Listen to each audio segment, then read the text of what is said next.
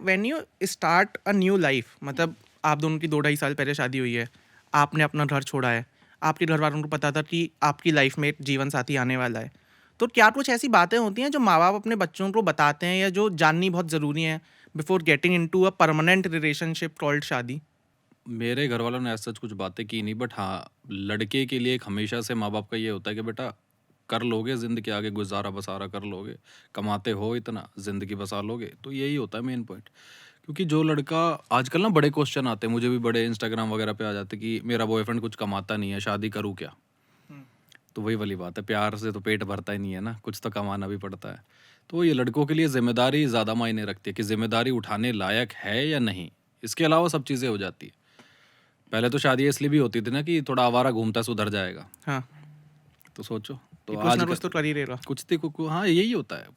And शादी के लिए ना आप चाहे किसी से भी करो, लव करो या अरेंज करो, आप ये देखो कि आप उस इंसान के साथ एक कमरे में पूरी ज़िंदगी बिता सकते हो। लड़ाई होंगी, सबकी लड़ाई होंगी, तो प्यार के साथ ज़िंदगी बिताने के लिए नहीं बोल रही हूँ, सुकून के साथ ज़िंदगी बिताने के लिए बोल रही हूँ। क्योंकि लाइफ इज़ अनसर्टेन। कोई मौके आएंगे जब किसी एक की हेल्थ ख़राब होगी, कोई मौके आएंगे जब घर में फाइनेंशियल क्राइसिस होंगे, कोई मौके आएंगे जब इमोशनल ब्रेकडाउन बहुत ज़्यादा होगा। तो क्या एक दूसरे को एक सपोर्ट सिस्टम बन के, एक दूसरे का पिलर बन के, एक दूसरे का सहारा बन के एक दूसरे को संभाल सकते हो? और मुस्कुराहट के साथ। कंप्लेन नहीं करनी है कि तुमने मुझे इस सिचुएशन में डाल दिया या तुम्हारी वजह से मैं परेशान हूँ। दोनों को घर संभालना है फिर, दोनों की शादी है, दोनों को रिश्ता चलाना है। अगर ये कर सकते हो और उस इंसान पे भरोसा कर सकते हो कि इसके साथ मैं कर लूँगी। हम दोनों की पार्टनरशिप ऐसी होगी कि हम कुछ भी काम करें, चाहे घर में पौधे लगाने का करें, घर में ग्रोसरी लाने का करें, कुछ भी करें, मिलके करेंगे तो सब आसान हो जाएगा। क्योंकि ज़िंदगी तो मुश्किल होती है ना। अगर लगता है कि ये ज़िंदगी आसान कर रहा है, तो वो फिर साथी अच्छा है, वो प्यार अच्छा है, फिर शादी कर लो। लेकिन अगर कहीं भी एक डाउट आ रहा है ना, एक डॉट भर भी डाउट आ रहा है कि यार ये अभी ऐसा करा तो मैं आगे कैसे करूँगी? कभी ज़िंदगी में ये सवाल ज़हन में आ गया ना तो खुद अपनी ज़िंदगी ख़राब करना, ना दूसरे इंसान की ज़िंदगी ख़राब करना। अगर अपने ऊपर भरोसा नहीं है तो। क्योंकि तुम्हें दूसरे इंसान को सँभालना है। व्हाट वाज दैट टाइम जब यू डिसाइडेड, मतलब डेट मेरे ख्याल से पहले से कर ही रहे थे, what was that time when you decided कि नहीं यार, दैट इज इट? क्योंकि मैं बताता हूँ, एक कहानी है कि एक बार दो लड़के होते हैं, वो एक गार्डन में जाते हैं। वो जब गार्डन में घुसते हैं तो उन्हें दिखता है कि यहाँ पे बहुत सुंदर गुलाब का फूल है।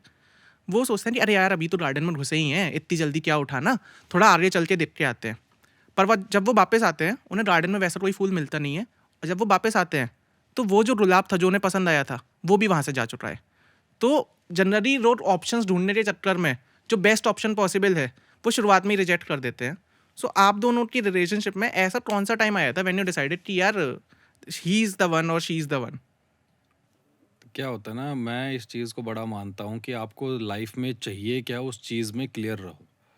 है ना? ये आजकल लॉ ऑफ अट्रैक्शन भी बड़ा चल गया, सुनने में आया होगा। तो ये वही वाली चीज़ है, लड़कों को पता है उन्हें चाहिए क्या है, बट वो कई बार दिल बहलाने के लिए भी चीज़ें कर लेते हैं। मसला ये है। तो मेरा हमेशा से लाइफ में ये था कि जो भी मेरी गर्लफ्रेंड होगी, या चाहे पहली हो, चाहे दूसरी हो, चाहे तीसरी हो, ये वाला टर्म मेरे लाइफ में था ही नहीं कि चाहे पहली हो, दूसरी हो, तीसरी हो, कोई भी पत्नी बन जाएगी। नहीं, मुझे इतना पता था कि जो पहली होगी वही वाइफ बनेगी। इसके अलावा लाइफ में मेरा कुछ था ही नहीं कभी भी। लड़की वो लाऊंगा जो मुझे समझे, मेरे ख्यालों को समझे, जो जानती हो कि मैं लिखता क्या हूँ, जो जानती हो कि मैं पहनता क्या हूँ, जो ये जानती हो कि मैं किस तरीके का इंसान हूँ। सिर्फ लड़की होने से या सिर्फ लड़का होने से शादी कराओगे, ज़िंदगी बसर नहीं होती। एक दूसरे की समझ में आनी चाहिए। तो हमेशा से यही था कि जहाँ से भी आए बस बम्बई से ना आए और मेरी समझ में आ जाए, इतनी ही हो। तो ये दो क्राइटेरिया मेरे ख्याल से आपने पूरे कर ही दिए थे कि हाँ, समझ भी रही आप, और बम्बई से तो आप है हाँ, मुंबई नहीं। से तो मैं हूँ नहीं। हाँ। बट जब आप खुद को जानते हो ना, तो आप ये जानते हो कि आपको चाहिए क्या।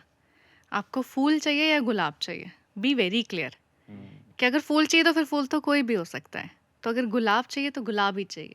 फिर और क्लियर हो कि लाल चाहिए, पीला चाहिए, सफ़ेद चाहिए।